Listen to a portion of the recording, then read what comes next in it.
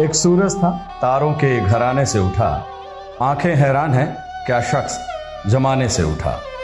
वो शख्स थे चौधरी शमशेर सिंह सुरजेवाला। उनकी शख्सियत के बारे में शायराना अंदाज में कहूँ तो बिछड़ा कुछ इस अदा से वो कि रुत ही बदल गई, एक शख्स सारे शहर को वीरान कर गया। नमन शमशेर सिंह सुरजेवाला जी की पुण्य स्मृति को। शुक्रिया सौभाग्य की उस बारिश की जिसकी बदौलत हरियाणा को उनके जैसे विराट व्यक्तित्व से प्रत्यक्ष आशीर्वाद और मार्गदर्शन मिला। एक अजीब तरह की चुंबकीय शक्ति के स्वामी थे स्वर्गीय शमशेर सिंह सुरजेवाला जी। जो एक बार उनके पास गया वो सदा सदा के लिए उनका होकर रह गया।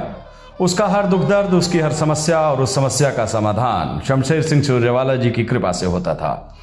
वैसे तो समाज के हर वर्ग और तबके पर शमशेर सिंह सुरजेवाला जी की कृपा दृष्टि रहती थी, लेकिन किसान, मजदूर, गरीब और पिछड़े वर्ग के लिए तो वो फरिश्ता ही थे।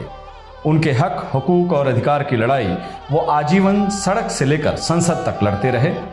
नकली खाद, बीज और फसल के न्यूनतम समर्थन मूल्य के लिए उन्होंने जो अलग जगाई वो आज भी करोड़ों किसानों के दिलों में प्रज्वलित हो रहा है। उन्होंने किसानों की कर्ज माफी और कर्ज की कम ब्याज के लिए लंबी लड़ाई लड़ी। वे साफ कहते थे कि कार पर ब्याज 10% और कृषि पर 12%, ये कहाँ का न्याय है। उन्हीं की बदौलत उस समय कृषि ऋण पर ब्याज की दर 12% से घटकर 4% हुई थी। आत्महत्या करने वाले किसान परिवारों की दयनीय हालत की दुनिया के सामने लाने के लिए श्री शमशेर सिंह सुरजेवाला जी ने पूर्व कांग्रेस अध्यक्ष श्रीमती सोनिया गांधी जी की मुलाकात मृतक किसानों की विधवाओं से भी कराई थी। सियासत सुरजेवाला जी के लिए जनसेवा का एक माध्यम था। आर्थिक रूप से संपन्न और खुशहाल परिवार के चिराग थे शमशेर सिंह सुरजेवाला जी।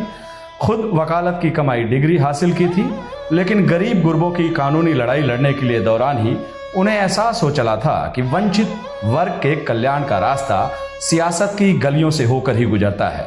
इसी के बाद उन्होंने औपचारिक तौर पर कांग्रेस से जुड़ने का फैसला किया। सियासत की उनकी पारी खासी सफल रही। अलग अलग सीटों से वो 5 बार विधायक रहे, सांसद भी चुने गए। हरियाणा सरकार में मंत्री रहते हुए उन्होंने किसानों और कर्मचारी वर्ग के कल्याण के लिए जो कदम उठाए थे वो आज भी लोगों को याद है। अपने राजनीतिक और सामाजिक विचारों को उन्होंने अपनी आत्मकथा मेरा सफर मेरी दास्तां में कलमबद्ध किया है। उनकी ये आत्मकथा मौजूदा सियासत और सामाजिक संघर्ष को नई दिशा दिखाती है। हरियाणा को सौभाग्य है कि कई मौकों पर हरियाणा को स्नेह और उनका सानिध्य मिला। परमपिता की ये कृपा अब उनके यशस्वी पुत्र श्री रणदीप सिंह सुरजेवाला जी के सानिध्य और मार्गदर्शन से मिल रही है।